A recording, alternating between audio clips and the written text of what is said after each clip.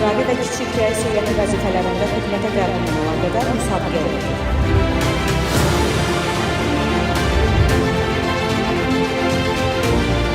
Onlayn müraciət edərək bölgələrə getmədən Bakıda da sıra baxışı iştirak edilməlidir.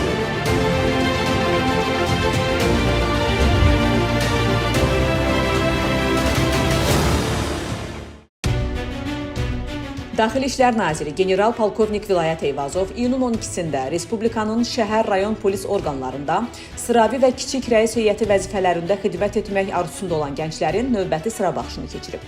Bakı şəhərində keçirilən sıra baxışında Daxili İşlər Nazirliyinə onlayn qaydada müraciət etmiş gənclərdən daha hazırlıqlı olan 138 nəfər seçim turunun növbəti mərhələsinə buraxılıb ki, onlardan da 19 nəfəri vətən müharibəsi iştirakçısıdır.